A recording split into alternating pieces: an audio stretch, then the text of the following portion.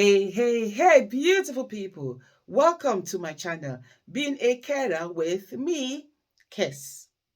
Sometimes we are the architects of our problems. You may be asking, why are you saying this, Kes?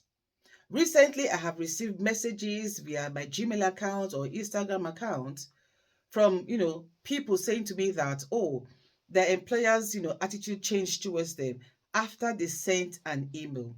Sometimes it could be a reply to the email the employer sent to them.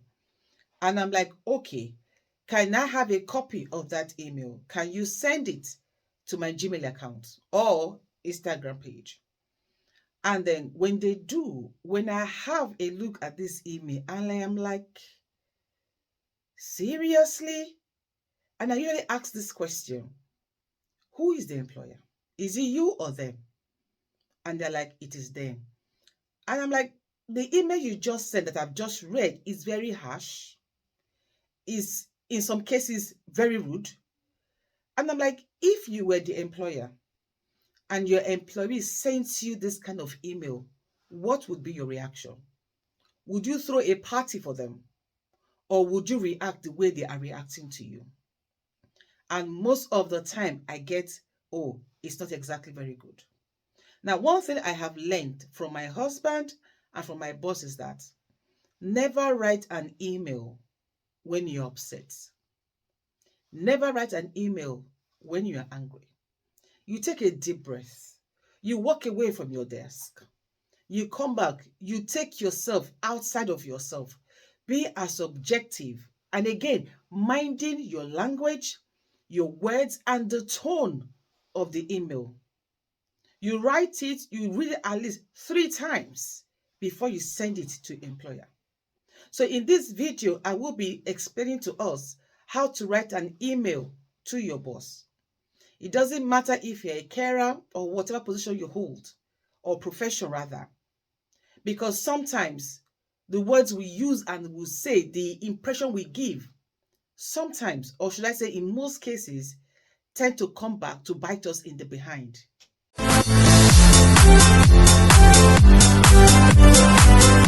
My name is Kesienaakwaraatie, a health associate care trainer. To all of you, my old and new returning subscribers, thank you all so much. And hey, my lovely mentees, I want to assure you that I am here for you and I'm just a telephone call away. If something is bothering you and you need to talk about it, give me a call. But at least don't do that during the working hours, if that makes any sense. And hey, if you're just watching this channel for the first time, hello there. Do join this awesome family. How? Smash the subscribe button. Yeah? Give me a thumbs up, like the video. And don't forget to click on that all-important notification bell. So whenever I upload a new video, you, my dear, will be among the very first to know. Freely connect with me on Instagram, TikTok, Twitter, Care by Kes.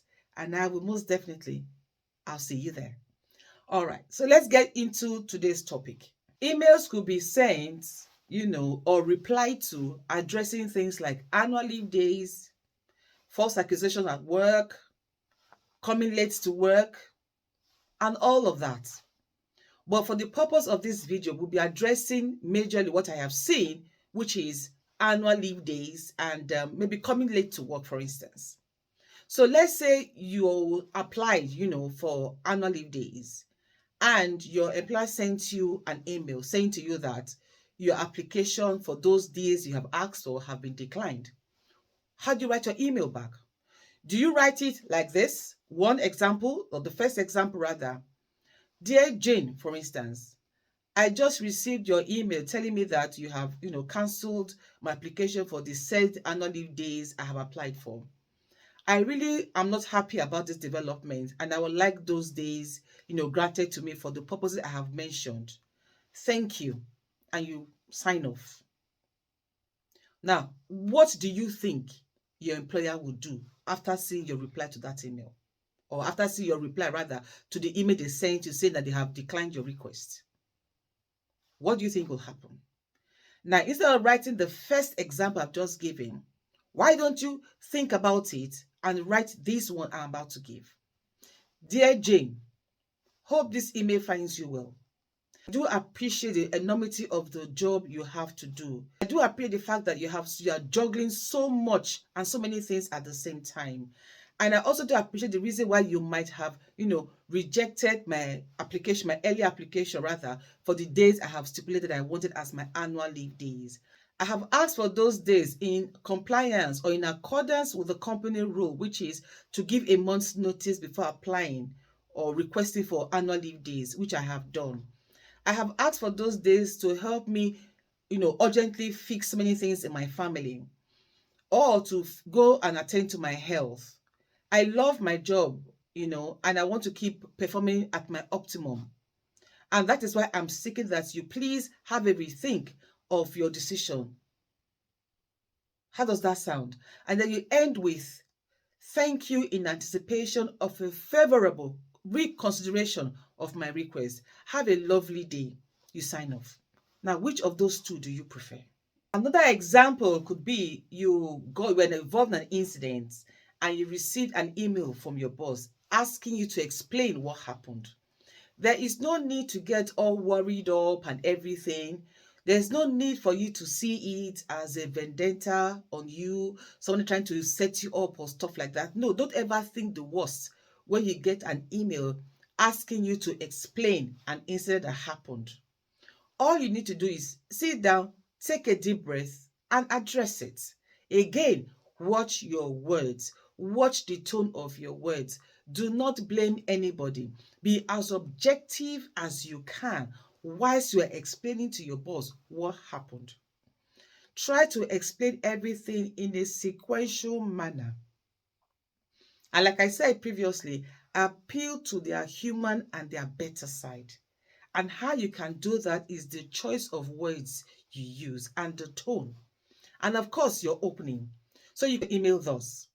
Dear Jane, I hope this email meets you well. I do apologize and I am so unhappy of the fact that I was involved in this incident. But I would like to crave your indulgence to hear my own side of the story. And then you go ahead to list the different things that happened or how it happened in a sequential manner. Not pointing fingers, but stating the facts as it happened. If that makes any sense.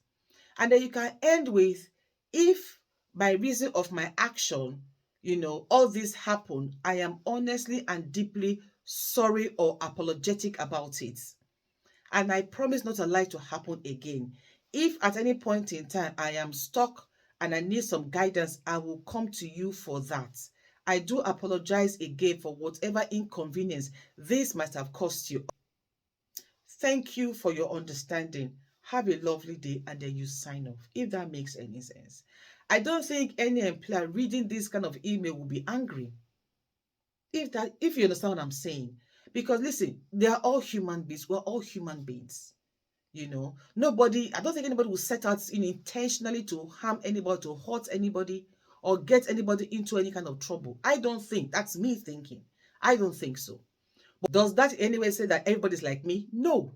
Everybody is not. But you see, you make people think things they don't want to think by the things you say, by the kind of words you use in your writing. If that makes any sense, all right? So if for some reason there's something you would like me to do a video on, please don't go ahead, feel free, say it in the comment section, and I will do my best to upload the video about it, if that will help, all right?